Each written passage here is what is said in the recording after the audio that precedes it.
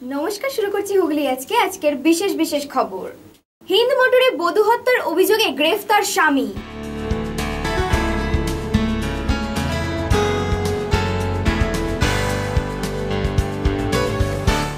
সৌন্দর্যায়ন কম হতে পারে দুর্ঘটনা, ওভাররেটিং বিজ্ঞাপন নিয়ে জনমত জেলাবাসীর।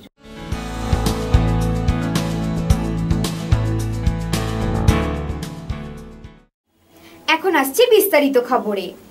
বধূ হত্যার অভিযোগে চাঞ্চল্য ছড়ালো উত্তরপাড়া থানার অন্তর্গত হিন্দ মোটর এলাকায়।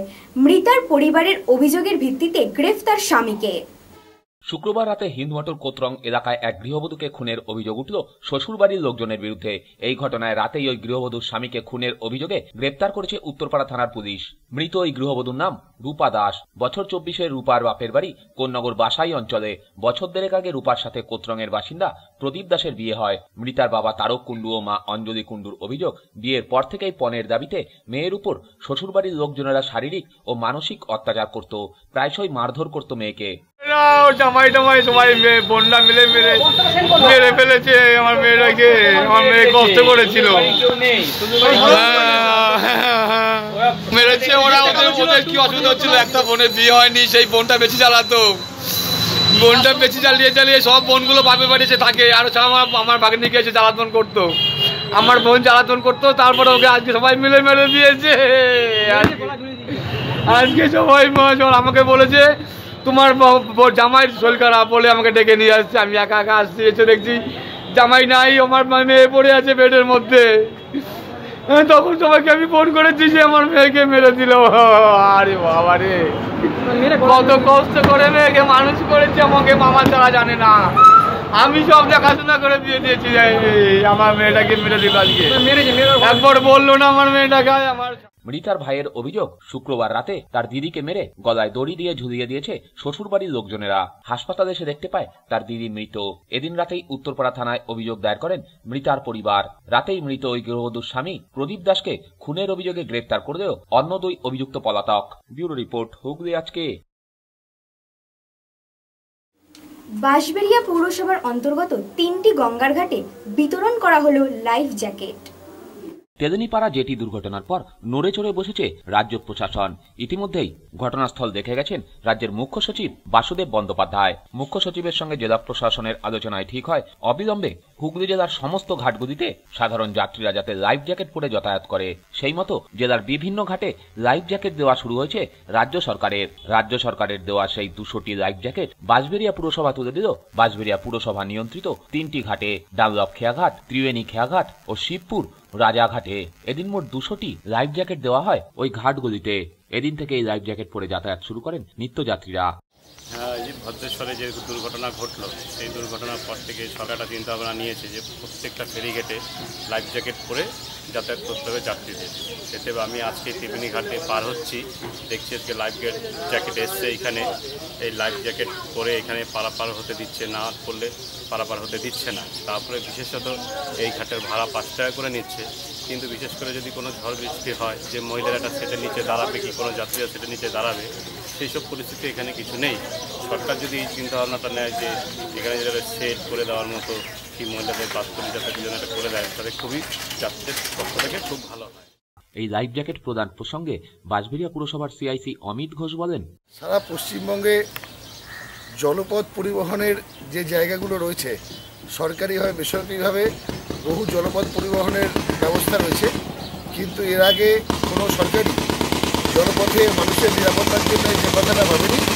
মমতা বন্দ্যোপাধ্যায়ের সরকার সারা রাজ্যে সমস্ত জলপথে মানুষের নিরাপত্তার জন্য লাইফ জ্যাকেটের ব্যবস্থা করেছেন। বাঁশবেড়িয়া পৌরসভার অন্তর্গত যে 3টে ঘাট রয়েছে, ডানলপ খেয়াঘাট, ত্রিবেণী খেয়াঘাট এবং শিবপুর রাজাঘাট, এই 3টে ঘাটেই যাত্রীদের নিরাপত্তার জন্য লাইফ জ্যাকেট দেওয়া হলো এবং আগামী দিনে এই খেয়াঘাটগুলো পাকা করার ব্যবস্থাও রাজ্য সরকার করবে। মোট 200টি লাইফ জ্যাকেট আজকে এই খেয়াঘাটে যাত্রী পরিবহনের জন্য তুলে দেওয়া হবে। 3টে খেয়াঘাটই আজ থেকে এই পরিবহন নতুন লাইফ জ্যাকেটের মাধ্যমে পরিবহন ব্যবস্থা। রাজেশ দেবনাথের রিপোর্ট, হুগলি আজকে। একইভাবে চন্দননগরের পুর নিগমের অন্তর্গত গঙ্গার ঘাটগুলিতেও বিতরণ করা হলো লাইফ জ্যাকেট। বাঁশবেড়িয়ার মতো চন্দননগর পুর নিগমের অন্তর্গত বিভিন্ন গঙ্গার ঘাটে চলছে লাইফ জ্যাকেট বিতরণের কাজ। এদিন সে ছবি ধরা পড়েছে আমাদের ক্যামেরায়। রাজ্য সরকারের দেওয়া সেই সমস্ত লাইফ জ্যাকেট চন্দননগর পুর নিগমের উদ্যোগে পৌঁছে দেওয়া হচ্ছে বিভিন্ন গঙ্গার ঘাটে। উদ্দেশ্য সকল যাত্রীরাই যাতে সেই সমস্ত লাইফ জ্যাকেট পরে গঙ্গা পারাপার করে। লাইফ জ্যাকেট পরা যে বাধ্যতামূলক তা নিয়ে বিভিন্ন গঙ্গার ঘাটে হোর্ডিং লাগানো হয়েছে পুর নিগমের পক্ষ থেকে। প্রবীর বসু রিপোর্ট, হুগলি আজকে।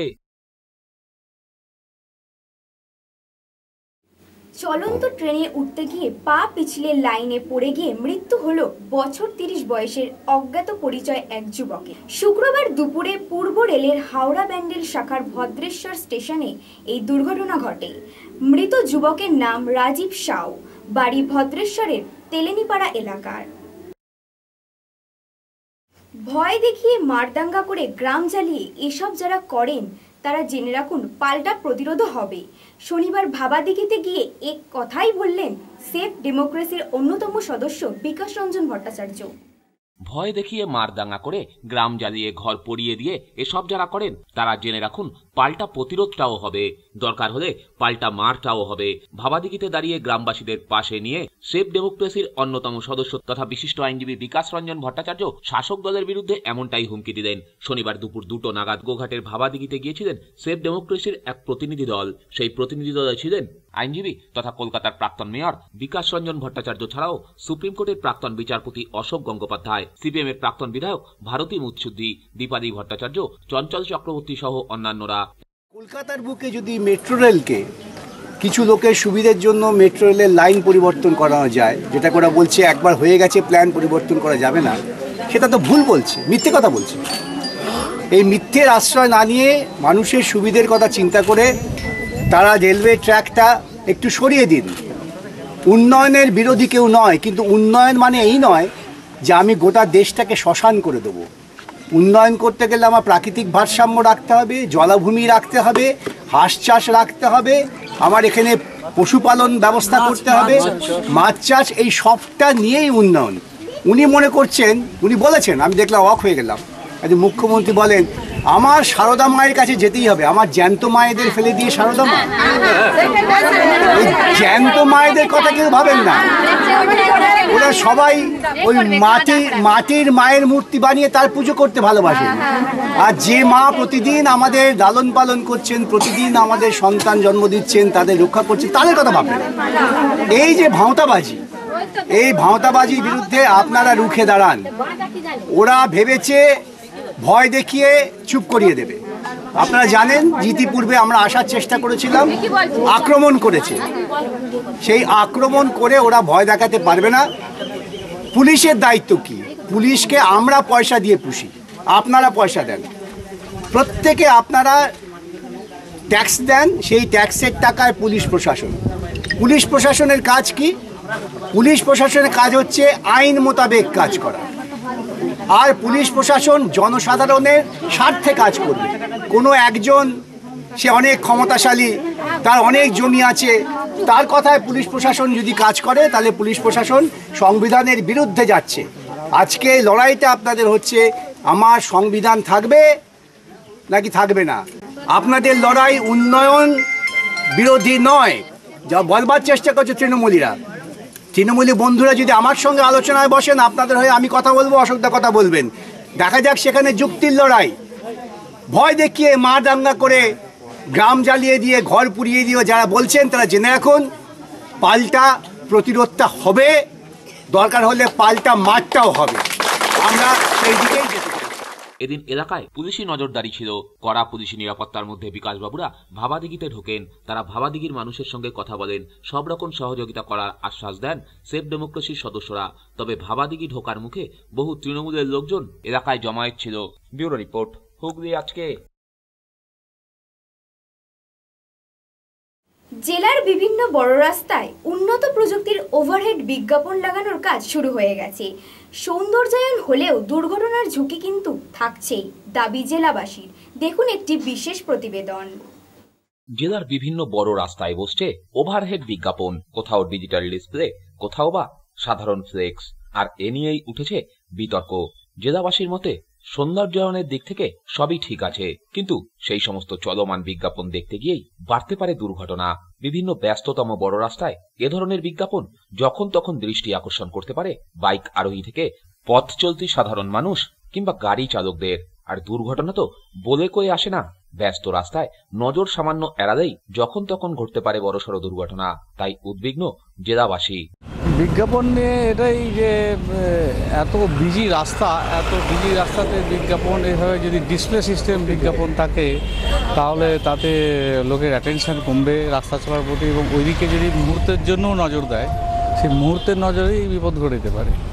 তো রাস্তায় এতে অ্যাক্সিডেন্টের এটা প্রবাবিলিটি বেশি। এটা তো শুনছি চলমান বিজ্ঞাপন, এটা তো কোনো ফাঁকা জায়গায় বা ইয়েতে খেলার মাঠে সাইডে যেখানে জনগণ মুভমেন্ট করে না সেখানে হলেই ভালো।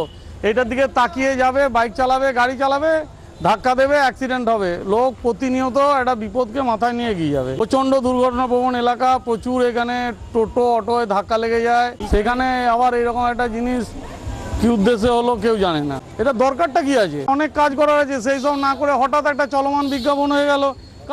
আমরা পৌঁছেছিলাম শ্রীরামপুরে জিটি রোড জুড়ে সেই সমস্ত বিজ্ঞাপন লাগানোর কাজ শুরু হয়ে গেছে, বেশ কিছু সমাপ্তও হয়েছে। শ্রীরামপুরের পুরপ্রধান অমিয় মুখার্জি কিন্তু সাধারণ মানুষের বক্তব্য মানতে নারাজ। তার বক্তব্য এটা অযৌক্তিক, সবকিছু ভেবে চিন্তেই এ ধরনের বিজ্ঞাপন লাগানোর সিদ্ধান্ত গৃহীত হয়েছে। যা অথরাইজড আছে, হাইট আছে, সেই হাইটটা মেপেই করা হয়েছে। মনে হয় না কোনো রকম দুর্ঘটনা ঘটবে। এটা সাধারণ মানুষের কিছু মানুষের মনে ধারণা, এটা কোনো কি বল যুক্তিপূর্ণ কিছু নয়। আমরা অনেক ভেবেচিন্তে এগুলো করেই দেখা হয়েছে না, সেরকম কিছু হাইট আমরা এমন কিছু নিচু করিনি যেটা দিয়ে কোনো দুর্ঘটনার সম্ভাবনা। ব্যুরো রিপোর্ট, হুগলি আজকে। সুবিশাল ফাটল দুর্গাপুর হাইওয়েতে, হুঁশ নেই প্রশাসনের।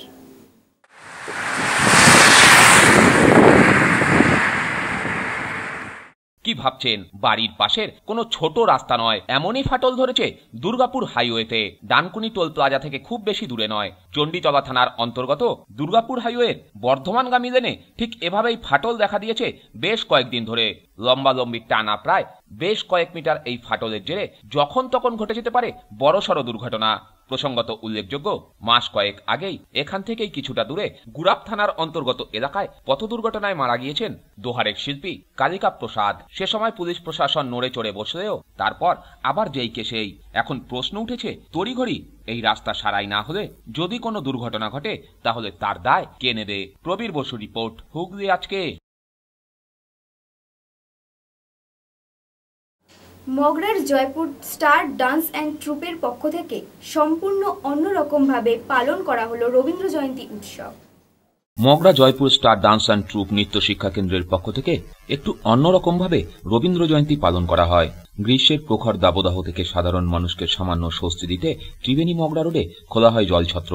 অত্যন্ত ব্যস্ততম এই রাস্তা প্রতিদিনই কয়েক হাজার মানুষ যাতায়াত করেন। পথ চলতি ক্লান্ত সেই সমস্ত মানুষদের হাতে বাতাসা ও ঠান্ডা জল তুলে দেন শিক্ষক সুরজিৎ পাল ও শিক্ষিকা মৌমি মান্না সহ ডান্স অ্যান্ড ট্রুপের ছাত্রছাত্রীরা। মানুষের পাশে শুধু নৃত্য নিয়ে নেই, মানুষের পাশে সেবায় আছে। আজকে রবীন্দ্র জয়ন্তী উপলক্ষে জলপানির ব্যবস্থা করেছে, প্রত্যেক সকলকে জল বাতাসা দিয়ে তাদের সূচনা করেছে। আগামী দিনে আরও ভালো কিছু করতে চাইছে, সেগুলোর জন্য আপনাদের সকলের সহযোগিতা চাই। রাজেশ দেবনাথের রিপোর্ট, হুগলি আজকে। বিকেল নামতেই জেলা জুড়ে ধুলি উড়িয়ে এলো কালবৈশাখী, তবে দেখা ছিল না স্বস্তির বৃষ্টির। যদিও ঘণ্টাখানেক বাদে পবনদেব স্তব্ধ হওয়ার পর বরুণদেব সহায় হওয়ার পর শুরু হয় স্বস্তির বৃষ্টি। এখন আসছি আবহাওয়ার খবরে। আজকের সর্বোচ্চ তাপমাত্রা ছিল 38 ডিগ্রি সেলসিয়াস, সর্বনিম্ন 22 ডিগ্রি সেলসিয়াস। বাতাসের আপেক্ষিক আর্দ্রতা 89%, বৃষ্টিপাত মাঝারি। শেষ করার আগে খবরের বিশেষ অংশ আরো একবার। হিন্দ মোটরে বধূ হত্যার অভিযোগে গ্রেফতার স্বামী।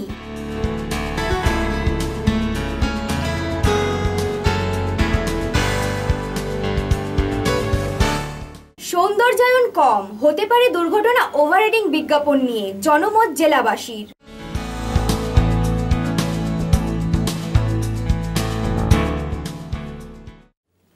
আজকের মতো খবর এই পর্যন্তই। প্রতিদিন রাত 8টায় ইন এএমবিসিতে দেখুন হুগলি আজকে। নমস্কার।